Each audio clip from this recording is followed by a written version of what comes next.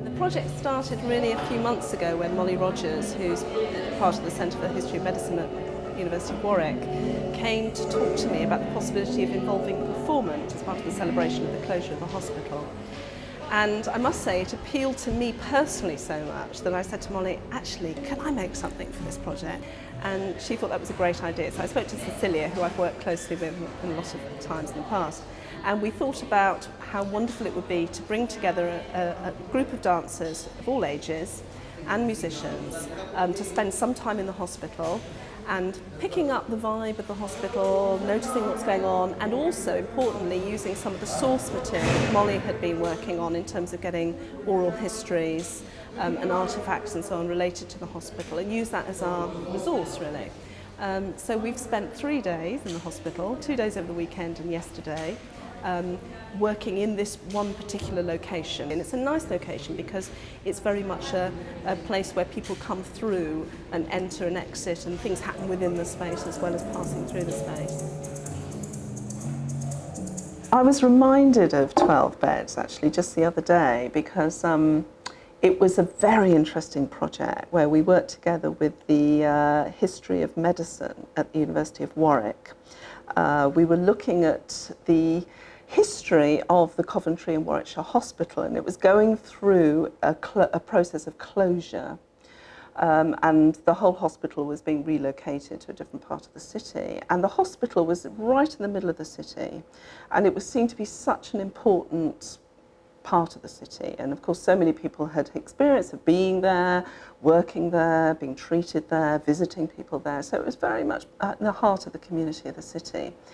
And I met with some colleagues at History of Medicine at Warwick, and we looked at building a series of performances actually, so there were other performances as well, but ones that would be generated through the memories and experiences of those who'd had some time at the hospital to mark, celebrate, and also, I suppose, sort of come to terms with the closure of the hospital.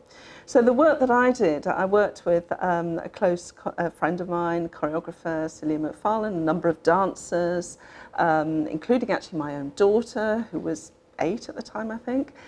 So we did an intergenerational piece because we felt that something about the hospital was about this intergenerational community.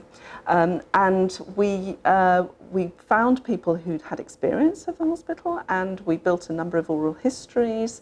And some of those, of course, were very funny. They came from nurses, from doctors, from patients, all of whom had some story to tell about their experience. And so we used these as source materials. And what we wanted to do was build a site-based performance. We worked with musicians as well. So it was a small group of performers, musicians, who came together and spent some time building this work actually in the hospital whilst it was functioning.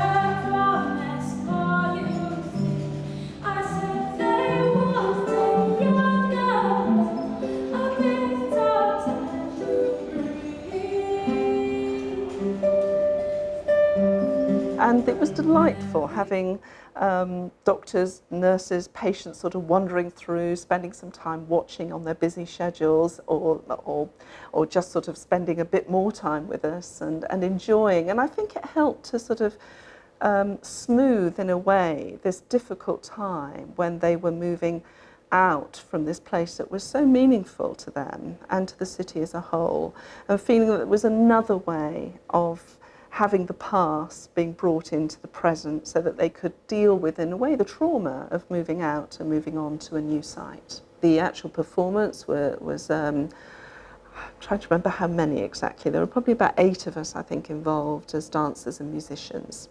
And as I say, it was intergenerational, so we had children as well as those of us slightly older and in between.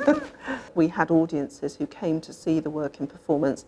Many of those had long experiences of being there either themselves as patients or visiting family members or friends or whatever, or had working lives there. So it was very interesting, some of those oral histories from nurses who remember sort of generations and changes over time, you know, and how things like how they were treated, what they should wear, some of the hierarchies, the way the management of the hospital sort of treated them differently. The parallel project was led by Talking Birds, as the theatre company here in Coventry, who did their project called, I think, Three Doctors. So they did the Three Doctors work and we did the 12 beds work. So they were the sort of companion pieces, I suppose. Even in the period that's since 2006, there has been a sort of tightening up of things like health and safety and the kind of ethical processes.